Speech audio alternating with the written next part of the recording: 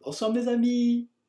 Dans mon atelier, j'avais affiché sur un panneau en 3 parties toutes les photos de mes tableaux dans une spirale que j'avais baptisée l'Odyssée de la conscience.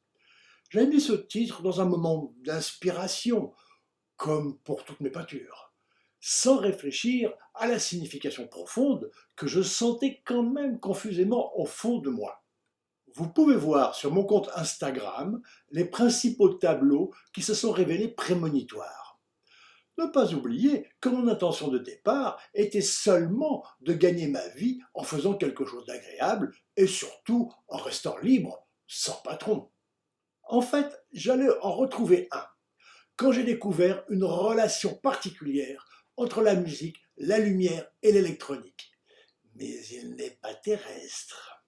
Cette conscience est celle qui s'est matérialisée à travers moi en se dévoilant pour être perçue et ressentie par le plus grand nombre. Elle fait partie de la dimension infinie, éternellement unifiée, intelligente et agissante. C'est son action qu'on appelle le destin. Voilà ce que je rencontre dans les séances d'Extasium. Je souhaite vous faire connaître et partager les sensations fantastiques d'un bonheur au-delà de tout qu'il me procure chaque jour. Mais reprenons la suite de la saga de mon fabuleux destin pour qu'on comprenne comment les choses se sont passées.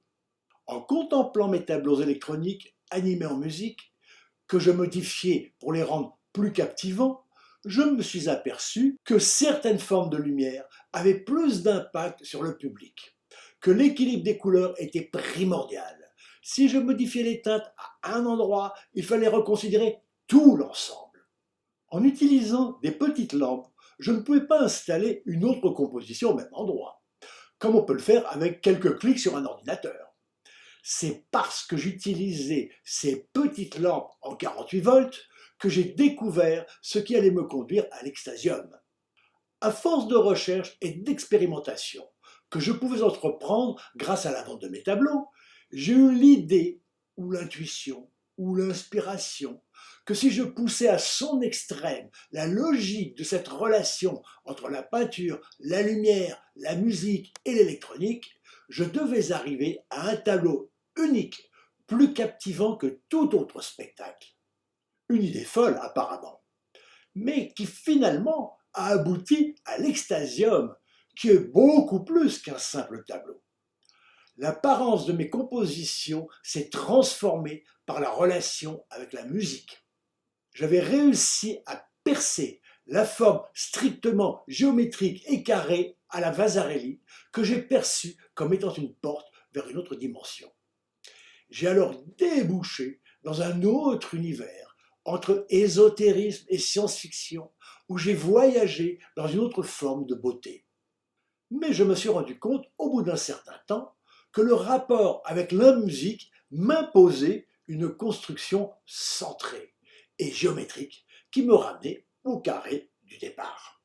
En voulant réaliser ce tableau unique, je me suis lancé dans des spéculations intellectuelles sur la position de lampes en couleurs chaudes reliées aux fréquences graves, alternant avec des couleurs froides reliées aux aigus. J'ai ainsi réalisé une construction géométrique qui était la base de la structure du tableau. C'était le 27 octobre 1981, jour de mon anniversaire. Quel cadeau du destin! Seulement, je me suis aperçu que je m'étais trompé et que cette image intervenait peu dans la relation avec la musique. Par contre, elle s'est révélée fondamentale dans la composition finale en lumière fluorescente qui sera la Jérusalem céleste, à laquelle je ne pensais pas du tout à ce moment. Je vous raconterai plus tard comment j'ai réussi, très difficilement, à construire ce tableau qui s'appelle à présent la porte de l'extase et qui agit si fortement. Un jour, je me tenais sur le pas de la porte de notre petit pavillon de Courbevoie pour faire des signes de la main à ma famille qui quittait les lieux pour aller habiter à Bagneux, au sud de Paris, dans un pavillon plus grand, avec un grand jardin et surtout un atelier plus spacieux pour l'entreprise paternelle. Contrairement à la plupart des jeunes gens, je n'ai pas quitté le domicile familial, c'est ma famille qui m'a quitté. Nous habitions dans la zone d'expropriation du quartier de la Défense. Mon père avait vendu le pavillon à la condition que je puisse rester y habiter jusqu'au moment de sa démolition quelques années plus tard.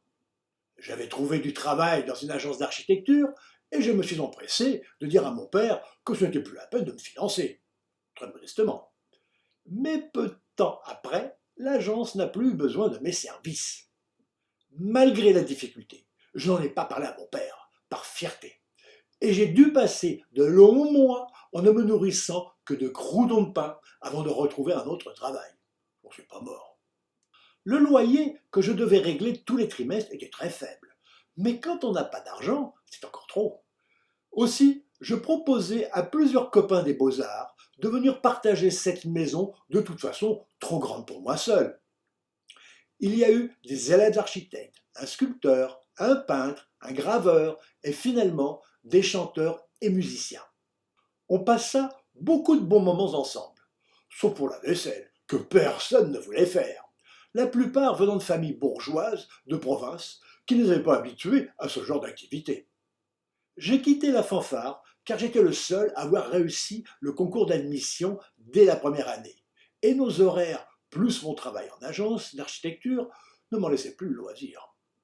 Le premier projet que je devais rendre consistait en une étude analytique, une amalo, d'un bâtiment contemporain.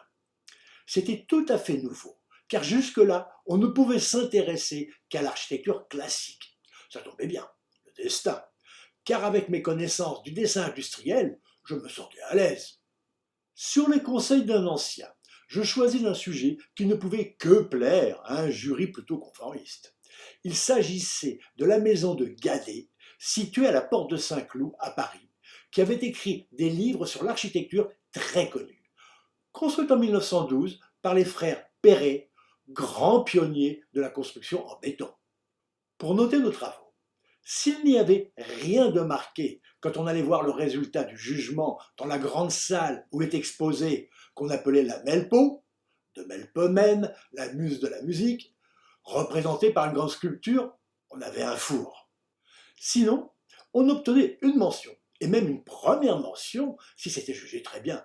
C'est ce que j'ai reçu. Et à la fin de l'année, les patrons sélectionnaient la meilleure de toute l'année, qui fut la mienne.